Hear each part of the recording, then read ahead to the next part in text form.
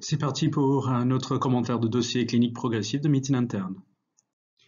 Voyons les mots-clés dans cette vignette clinique. Il s'agit d'un patient de 60 ans chez qui on évoque une altération de l'état général sur cette asthénie d'installation relativement récente et s'accompagnant d'une perte de poids. Si on anticipe à la fin du texte, il y a un tableau respiratoire asthmatiforme d'horaire vespéral et on évoque un processus médié par l'histamine dans le cadre de cette rhinite allergique qui est décrite, d'autant plus qu'il y a une réponse aux antihistaminiques. Il est plus difficile d'intégrer à ce stade les manifestations digestives et on se pose la question d'un processus associé ou non à l'histaminolibération. Il n'y a pas d'exposition professionnelle a priori et le tabagisme est anecdotique. On verra comment intégrer cette prise d'aspirine en fonction de la suite. Le patient est hypertendu, il est tachycarde et on retrouve des éléments de bronchospasme à l'examen clinique. Il n'y a pas de désaturation en oxygène au vu de la SpO2 de 95% en air ambiant. A priori, il n'y a pas de signe de gravité. L'examen de la peau nous montre un dermographisme et c'est ce que vous voyez sur la photo. Première question, on nous demande de réfléchir par rapport aux hypothèses diagnostiques. Ici, on est confronté à un tableau compatible avec un asthme allergique associé à une rhinite, un dermographisme, mais l'âge tardif de survenue et les manifestations digestives doivent vous faire penser à quelque chose de plus systémique. Le diagnostic différentiel d'un asthme de révélation tardif, à ne pas méconnaître, est la poussée d'insuffisance cardiaque. Ici, les manifestations extra-respiratoires doivent faire réfléchir à d'autres étiologies que l'insuffisance cardiaque. Voyons les données de la spirométrie en commençant par le ratio de Tifno qui est ici à 66%, soit inférieur à 70%. Ici, on notera aussi que la valeur au dénominateur est abaissée et on se méfiera ainsi d'un trouble ventilatoire restrictif associé. Le VEMS est réduit, mais on note un gain de 300 ml après bronchodilatateur, soit une amélioration de 38%. Il s'agit ainsi d'une réversibilité du trouble ventilatoire obstructif, mais cette réversibilité est incomplète en l'absence de normalisation du Tifno et du VEMS. Voici les items qui nous sont proposés pour répondre à la question de l'interprétation de la spirométrie. Donc il s'agit d'un trouble ventilatoire obstructif avec une réversibilité incomplète. L'échangeur pulmonaire est évalué par la DLCO, donc nous ne pouvons pas caractériser une anomalie de l'échangeur pulmonaire. La réversibilité du VEMS est évocateur, mais pas pathognomonique de l'asthme. Continuons donc avec l'histoire clinique et biologique. Et on note l'introduction d'un tableau neurologique, a priori périphérique, avec des paresthésies au niveau du membre inférieur gauche, un déficit moteur qui est introduit, une abolition du réflexe ostéotendineux au niveau achillien gauche. Et tout ça doit nous faire évoquer une neuropathie de type mononeuropathie multiple. Si on regarde la biologie, on note une anémie microcytaire qu'on intègre dans le cadre d'un syndrome inflammatoire biologique. Profil inflammatoire à l'électrophorèse des protéines sériques à souligner. On a une numération plaquettaire montrant une thrombocytose d'allure réactionnelle. Voyez un petit peu l'interprétation de la formule leucocytaire avec une hyperleucocytose à PNN. Et ce qui nous intéresse ici, vous l'avez deviné, ce sont les 20% de polynucléaires éosinophiles qu'on va voir. Sur le plan biochimique, on revient sur notamment la fonction rénale qu'il faudrait interpréter en fonction des valeurs de base que nous n'avons pas. L'urémie est élevée, mais il faut savoir l'interpréter dans ce contexte d'hypercatabolisme. On garde tout ça en tête pour plus tard. On nous demande de prescrire des examens urgents. Dans le contexte clinique que nous avons, on se doit d'évoquer une granulomatose éosinophilique avec polyangéite ou GEPA. On pourra céder des ANCA, mais ce n'est pas un marqueur très spécifique puisqu'il est présent que dans 40% des cas, voire moins. Dans ce contexte de l'hyperéosinophilie, on doit éliminer une complication cardiaque et ainsi faire doser une troponine plasmatique. La sérologie toxocorose peut être utile dans le cadre de ce bilan de première intention, puisqu'il faut évaluer le risque helminthique. Et à ce stade, le myelogramme n'a vraiment pas sa place. Ça ne montrera rien de particulier dans le cadre de l'urgence. L'atteinte rénale, je rappelle, est rare, moins de 20% des cas, et elle n'est pas du tout constante. Donc la PBR pourra se discuter, mais en fonction de l'évolution. Voici une question importante, puisqu'on nous demande d'identifier les complications ou la complication à dépister prioritairement. Dans le contexte d'une hyperéosinophilie chronique, la crainte principale est cardiaque. Il y a des complications aiguës comme la myocardite, réponse qu'il fallait identifier, mais on peut aussi avoir une péricardite, voire un épanchement péricardique associé, pouvant aller jusqu'à la tamponnade. L'atteinte engage le pronostic vital et c'est ainsi que dans toute hyperéosinophilie, l'évaluation cardiaque est cruciale. L'atteinte rénale est exceptionnelle, moins de 20% des cas, et reflète la souffrance vasculaire liée à la vascularite. Quelques mots sur l'éosinophilie et l'atteinte cardiaque. Schématiquement, on retient deux causes d'atteinte cardiaque, la myocardite aiguë à éosinophile et la fibrose endomyocardique. Il s'agit de complications rencontrées, quelle que soit la cause de l'éosinophilie. Vous savez que l'infiltrat éosinophile est la libération par dégranulation ou non d'agents cytotoxiques, histaminolibérateurs, de cytokines, radicaux libres et substances procoagulantes vont avoir un effet délétère sur le muscle cardiaque. La fibrose endomyocardique est associée aux éosinophilies plus chroniques et peut se compliquer de thrombie intraventriculaire, classiquement à l'apex du ventricule gauche, avec un fort risque embolique.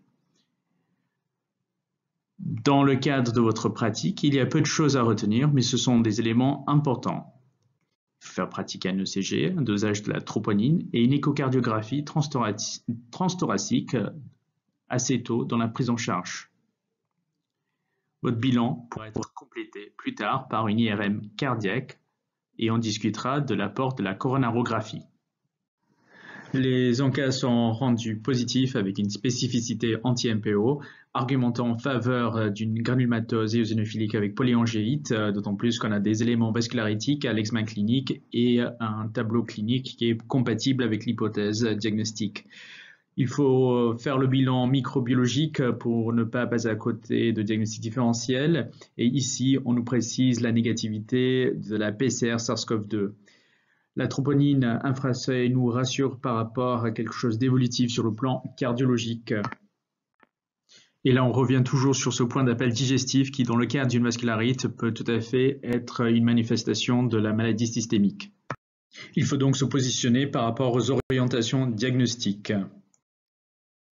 En règle générale, quelle que soit la cause de l'éosinophilie et en dehors de rares formes clonales, la corticosensibilité est au rendez-vous. Les formes qui ne répondent pas à la corticothérapie sont souvent des syndromes hyperéosinophiliques myeloprolifératifs. Les ANCA-MPO sont positifs dans 40% des cas de GEPA. La présentation neurologique est celle d'une mononeuropathie multiple, manifestation extrapulmonaire la plus fréquente de la GEPA. Interprétation de l'ECG, il s'agit d'une tachycardie sinusale de fréquence approximative de 130 battements par minute. Ainsi, on valide les propositions D et E.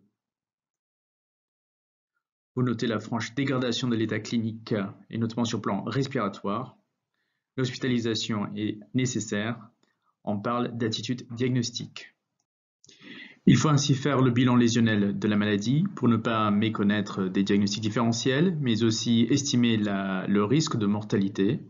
Souvent, on utilise le 5-factor score et voir cette mortalité dans le cas de l'absence de traitement. Les bilans endoscopiques ne sont pas urgents. Dans les scénarios où les signes de vascularite ne sont pas aussi évidents, le recours à un traitement antiparasitaire d'épreuve est souvent retenu. Cela permet de limiter le nombre d'examens à visée parasitologique. On nous rassure par rapport à l'atteinte cardiologique par le biais d'une ETT et on nous donne des coupes scanographiques pour nous permettre de mieux appréhender l'atteinte respiratoire qui amène le patient à consulter. On notera le caractère très périphérique des lésions qui peuvent tout à fait s'intégrer dans le contexte de la GEPA. Les nodules qui sont décrits peuvent aussi correspondre à un processus granulomateux. Quel est donc le diagnostic? Il s'agit sans surprise d'une granulomatose éosinophilique avec polyangéite. Si on résume, ce sujet présente une hyperéosinophilie significative avec des atteintes pulmonaires, cutanées et potentiellement intestinales. Devant les manifestations vascularytiques, on doit privilégier ce diagnostic. On rappelle que l'atopie ne donne pas une éosinophilie de plus de 2 Giga par litre. Passons donc à une question de cours où on nous demande de classer la GEPA. Il s'agit d'une vascularite nécrosante des petits vaisseaux. Pas de commentaires supplémentaires. Et on se réfère donc à ce schéma classique que vous connaissez et qui a déjà été traité dans vos cours. Question 10. On introduit un traitement par corticothérapie systémique. Et on peut déjà imaginer que la question va se porter soit sur les complications de la maladie ou celles de ces traitements. Les douleurs digestives persistent et on a même une aggravation sous traitement de ces douleurs digestives. La localisation est en hypochondre gauche. Les données biologiques sont les suivantes. On note une aggravation de l'anémie avec un taux d'hémoglobine de 7,2. C'est toujours microcytaire. Il y a toujours cette hyperleucocytose à PNN. Mais il n'y a plus d'éosinophilie sous corticothérapie. On retrouve la thrombocytose réactionnelle. Et les ovalocytes doivent nous faire penser à une carence martiale. La créatinémie semble s'être aggravée. Il y a toujours cette hyperurémie discrète. Sous corticothérapie, ça devient d'interprétation un peu plus difficile. Et on note une régression progressive de la valeur de CRP. Quelles hypothèses va-t-on privilégier? On retient les items B et E. En effet, on a noté l'aggravation de l'anémie microcytaire et on peut craindre une spoliation sanguine, a priori occulte pour le moment. Dans le contexte de la GEPA, on peut craindre ainsi une atteinte digestive spécifique, que ce soit une colite éosinophile, normalement corticosensible, ou une colite ischémique qui peut s'aggraver, y compris sous corticothérapie, si le processus avait débuté avant l'initiation du traitement. Et puis bien évidemment, comme diagnostic différentiel à éliminer, on a le classique ulcère gastro-duodénal sous corticothérapie. Avec cette question, on cherche à évaluer votre compréhension de la validation transfusionnelle par l'interprétation du dispositif de contrôle ultime de la compatibilité ABO. C'est ce que vous voyez sur la diapo. On rappelle qu'avant cette étape, il y a un contrôle ultime de concordance veillant à vérifier l'identité du patient. Le contrôle ultime repose sur le principe de l'unité de temps, lieu et d'action. Et en d'autres termes, on a le même opérateur du début jusqu'à la pose de la poche de PSL à transfuser. Toute non-conformité ou doute doit amener l'IDE à solliciter un avis médical. On distingue sur le dispositif une colonne patient et une colonne poche, poche étant le sang issu du donneur. Par une réaction de Beth-Vincent, on cherche à caractériser la présence ou non d'un antigène porté par le globule rouge, les anti-A, les anti-B. S'il y a une réaction antigène-anticorps, on visualisera une agglutination. La seule règle à garder en tête, c'est de ne pas apporter d'antigène que le patient n'a pas. En d'autres termes, il ne faut pas valider la transfusion s'il y a une réaction dans la colonne de droite alors qu'il n'y a pas à gauche. Et ici, il n'y a pas de réaction, que ce soit du côté droit ou côté gauche, chez le donneur comme chez le receveur. Ainsi, on ne met pas en évidence de présence d'antigène A ni B. Donc ici, receveur comme donneur ont le même groupe sanguin O. Voici les propositions de réponse. On valide les items A et C.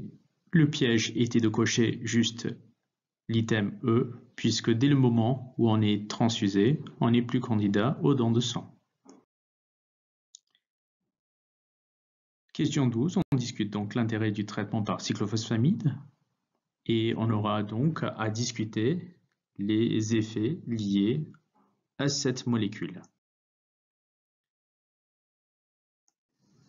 Le cyclophosphamide est une prodrogue. Il s'agit d'un agent alkylant utilisé dans les atteintes rénales de granulomatose avec polyangite, mais aussi dans celle du lupus systémique.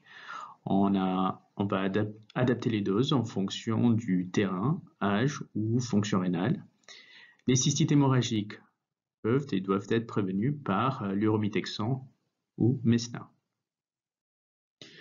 Avec cette question 3, on nous amène à considérer une rechute de la maladie avec cette notion de récidive de l'asthme et la réascension du marqueur de la maladie. Pour le moment, il n'y a pas de manifestation spécifique sur le plan biologique en dehors de ce qu'on vient de mentionner. On note tout de même l'aggravation de la fonction rénale et une réascension de la CRP, marqueur de l'inflammation. On nous amène donc à discuter l'atteinte rénale de la GEPA en prenant appui sur nos connaissances des atteintes rénales associées aux vascularites à ANCA. On rappelle que la présentation rénale de la GEPA est classiquement la même que pour la GPA ou la MPA. Il s'agit d'une glomérulonéphrite extracapillaire, pauci-immune et rapidement progressive. Et c'est sur cette question de cours qu'on termine le commentaire de ce DCP. Merci pour votre attention.